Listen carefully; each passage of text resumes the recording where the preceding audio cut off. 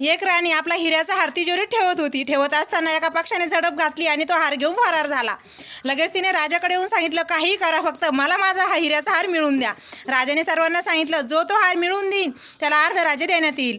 तर सर्वजण हाराला शोधण्यासाठी गेले. तर एका जणाला तो हार एका गटारात दिसला आणि त्या शिपायाने लगेच त्या गटारात उडी घेतली. बाकीचे तिथे बरेचसे लोक होते, त्यांना कळालं की गटारात हार आहे.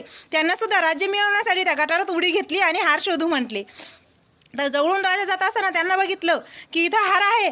तर का म्हणून आपण आपलं अर्ध राज्य द्यायचं, आपण पण हार शोधू. राजाने पण त्या गटारात उडी घेतली आणि जवळून एक महात्मे चालले असता. ते म्हणे, काय या राज्यात गटारात उडी घेण्याची स्पर्धा चालू आहे की काय? एक माणूस म्हणे, नाही हो, या गटारामध्ये राज्य मिळवून देण्याचा एक हार पडलेला आहे. म्हणे, हो का? अहो, तो हार तर तो बघा झाडावर लटकलेला आहे. त्या गटारात तर फक्त त्याचं प्रतिबिंब आहे. सांगायचं तात्पर्य हेच, आपण सुद्धा संसाररूपी प्रतिबिंबात आपलं सुख शोधत आहे, पण खरं सुख तर परमार्थात आहे.